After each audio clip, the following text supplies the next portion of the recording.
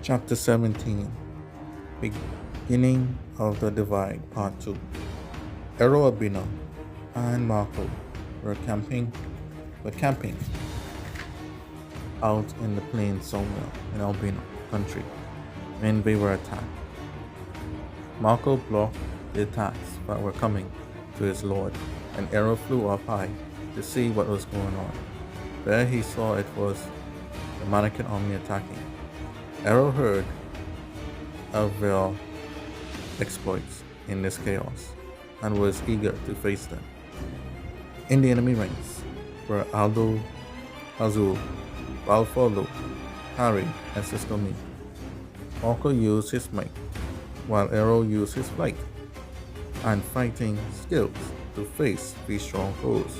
The Manican army seemed to be holding back. It was as though they were awaiting for something or someone. So Ero would get his answers. The leader of the Thompson Kichuru, Chaz, had arrived. He was a great hero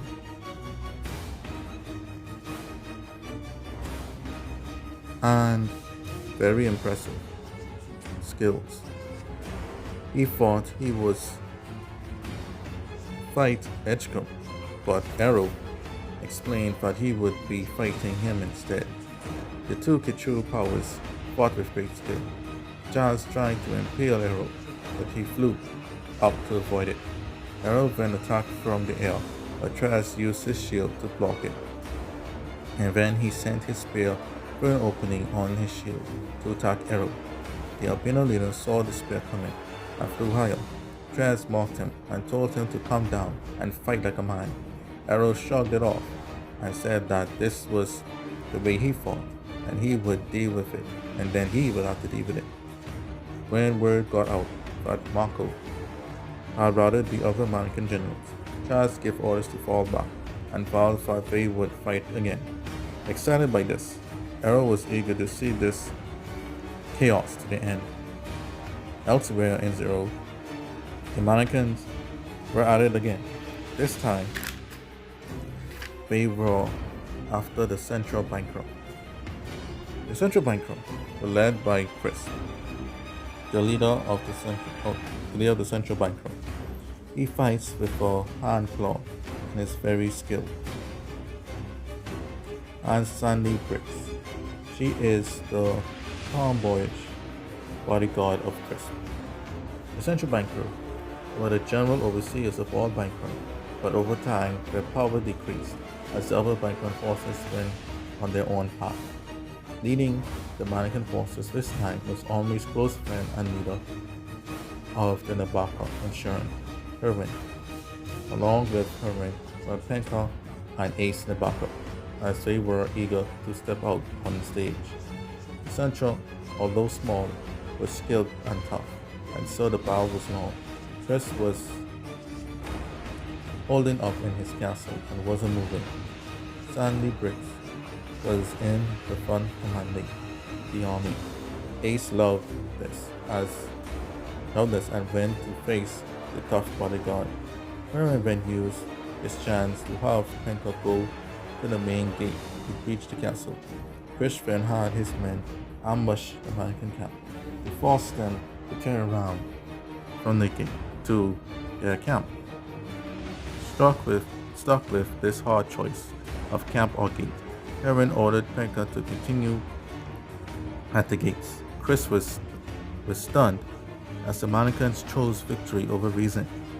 Then, in another twist, the Insurance repelled the ambush units without help.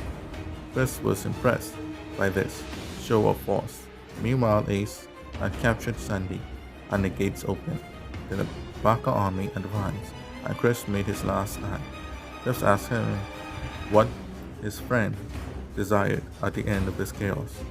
Ern replied that Omri wants to lead all nations in this land to peace, and he fights for the name of peace.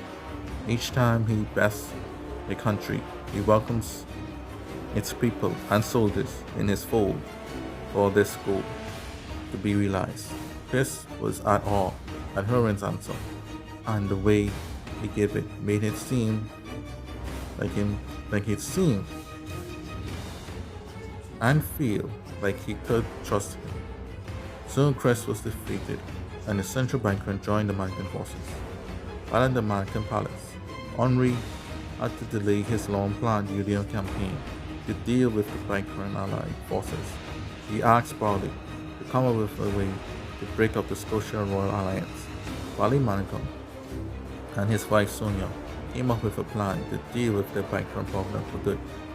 For this, he would need the help of the colonial to do so. Battling in the caves in the caves of Nuvie, where the border between Bankeron and Insuran lands wasn't going to be easy, as they wouldn't be able to use their large numbers here. So Barley instructed Chief and Jeff of Colonial, who were familiar with the cave network, to go forth in the darkness and steal some Royal and Scotia armor. Now Barley and Sonia and Omri himself waited for the signal to attack. Word got out that Scotia Royal forces were stealing from each other and attacking each other.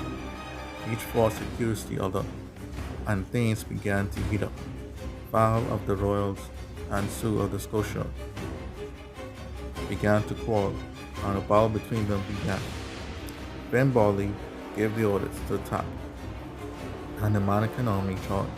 The plan was to use the stolen armor to attack the banker so that each one could think it was the other doing the deed. When their part was done, G and Jeff left the battlefield. Barley then saw the Red Warrior and Val's friend, Lethal Royal, arriving to see a big mess. Before these new arrivals could calm things down, Barley and Sonia worked together to defeat Red and Reefer, respectively. Then Omri finished off the rest with his swordplay. As a result of this battle, relations between the Royals and Scotia soured, and they never joined forces again. Now, with that threat over, Omri thanked his brilliant general, Barley Manningham. Now they could continue on their scheduled conquest plans. Hearing this news, Wayne grew increasingly worried as the Manninghams were growing stronger by the day. He knew that the Union must act now against them before they become too powerful to stop.